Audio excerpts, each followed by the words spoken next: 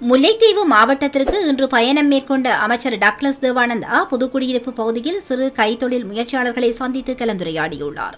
இதன்போது தமிழ் கட்சிகள் உசுப்பேத்தும் கதையினைத்தான் கதைப்பார்கள், அவர்களுக்கு இந்த பிரச்சினையை தீர்த்து வைப்பதற்கான நோக்கம் இல்லை என கடல் தொழில் அமைச்சர் டக்ளஸ் தேவானந்தா தெரிவித்துள்ளார். புதுக்குடியிருப்பு கைவேலி பகுதியில் ஆடை உற்பத்தி மேற்கொண்டு வரும் உற்பத்தியாளர்களுடனான சந்திப்பின் போது இந்த தகவலை அவர் வெளியிட்டுள்ளமை குறிப்பிடத்தக்கதாகும். மற்ற தமிழ் கட்சிகள் இருக்குதானே, அவைகள் உசுப்பேத்துற கதையில தான் கதைப்பினோம். அவைகளுக்கு பிரச்சனையை தீர்க்கிற நோக்கமோ தீர்க்கிற விருப்பம் இல்லை.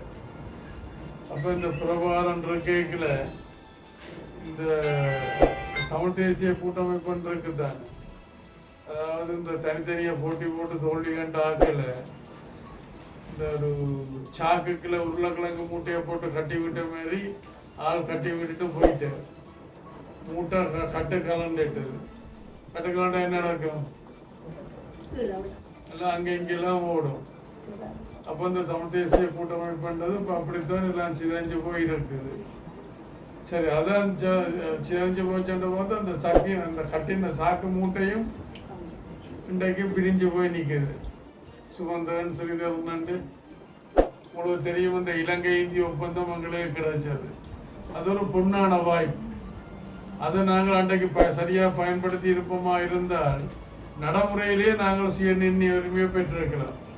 நானும் ஒரு ஆயுத போராட்டத்தினுடைய ஆரம்ப போராளிகள் நானும் போராடுறாங்க. அதுக்காண்டி நாங்கள் போராடினதை நியாயப்படுத்துறதுக்காண்டி சொல்ல வரையில் எங்களுக்கு அன்றைக்கு ஒரு தேவை இருந்தது, நாங்கள் அதை செய்தது.